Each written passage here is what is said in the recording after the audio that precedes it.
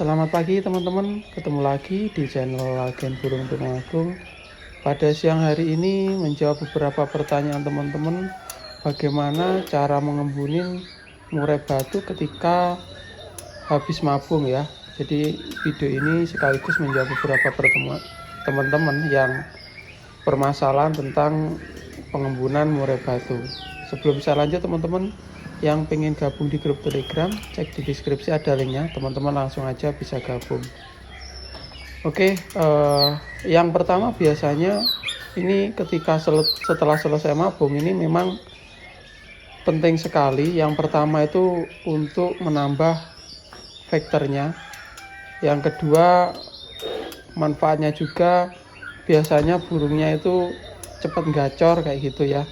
Terus yang ketiga biasanya kalau sering diembunkan biasanya karena dia lama nggak dikeluarkan akan cepat ngeplong dan mengakibatkan suara atau volumenya tambah kencang.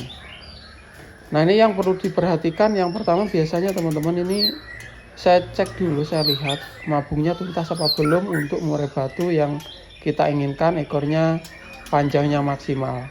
Jadi kalau misalkan belum tuntas, ini kita harus sabar dulu biar semakin panjang ekor murai batu semakin indah. Yang pertama itu. Yang selanjutnya untuk pengembunan biasanya saya cek cuacanya pas apa enggak. Jadi ketika mendung atau kepiur-kepiur banyak kabut itu terlalu dingin, jangan diembunkan dulu ya kayak gitu. Karena biasanya bisa mengganggu kesehatan. Kalau misalkan kita lihat kalau misalkan nggak begitu bagus kondisinya, kalau mau hujan juga kita hentikan. Yang berikutnya ketika mengembunkan ini kita lihat ketika burungnya kita gesit ya teman-teman, kita mengembunkan misalkan burungnya semi seperti ini, mengembunkan ketika udah terang seperti ini, jangan yang masih gelap kita embunkan, itu burung kita biasanya akan tambah gesit atau tambah parah atau stres untuk pengembunan ya, seperti itu. Nah ini udah ketika kita embunkan, boleh apa enggak kita memancing dengan suara. Ini biasanya sesekali saya lakukan pancingan dengan suara. Biasanya itu suaranya ya suara burung murai batu itu teman-teman. Itu bertujuan untuk melihat sebagaimana dia vektornya kayak gitu. Jadi pancingan kita suarakan seperti ini, ya biasanya dia terpancing kayak gitu. Nah untuk suara sendiri ya boleh kita hajar terus-terusan juga nggak apa-apa. Namanya juga sambil melihat kualitasnya. Kalau burungnya nanti ada respon atau nembak-nembak, kita berarti pemasteran juga pas. Tapi kalau belum ada respon seperti ini loncat-loncat, ngeplong kayak gitu ya, itu juga nggak apa-apa karena yang pertama itu birahinya itu memang belum tertata. Ketika setelah selesai mabung panjang dia cuma diam aja kayak gitu, itu nggak apa-apa, kita rawat aja terus, nanti lama-kelamaan juga dia mau dengan sendirinya ya kayak gitu.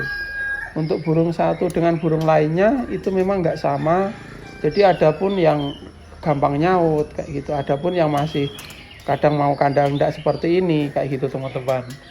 Untuk berikutnya ketika ngembun biasanya ini saya kasih sarapan dulu biar nggak lesu ya.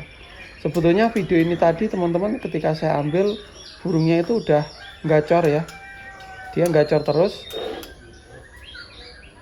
Nah kebetulan ketika kita video dia masih agak takut seperti ini. Ini juga efek dari mabung teman-teman, padahal sebelumnya pas. Untuk yang burung tipikal seperti ini agak takut kayak gini, ini nggak apa-apa, latihan kita deketi, kita adaptasi kayak gitu bertujuan nanti biar dia terbiasa.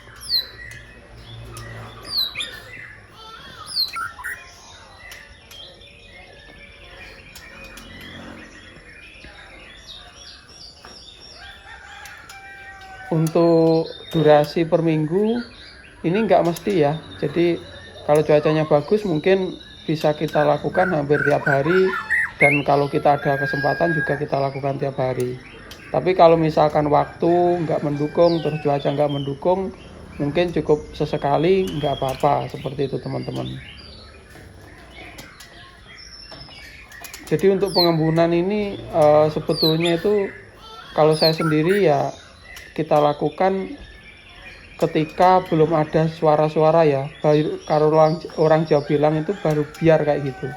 Jadi belum terdengar orang beraktivitas, kita lakukan pengembunan. Setelah dia mulai terdengar suara-suara dari luar, suara ramai yang tidak diinginkan, itu baru kita hentikan untuk pengembunan.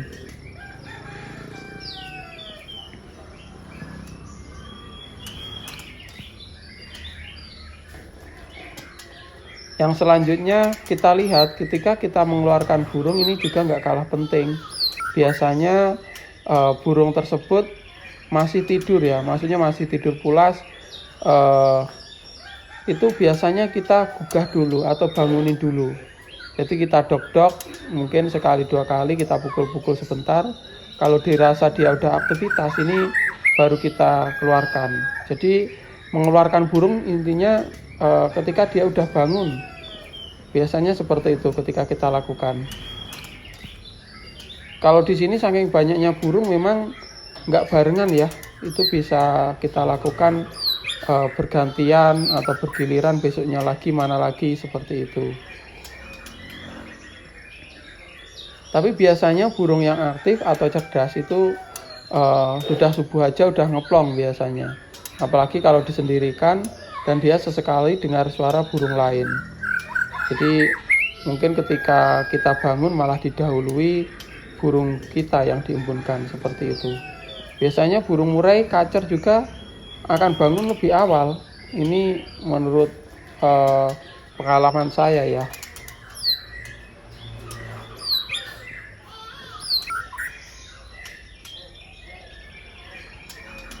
Jadi sekian dulu teman-teman, mungkin teman-teman punya masukan lain tentang mengembunkan murai batu. Jadi itu tadi beberapa yang harus diperhatikan. Jika teman-teman punya pengalaman lain, silahkan tulis kolom komentar ya. Oke, sekian dulu videonya. Salam satu hobi.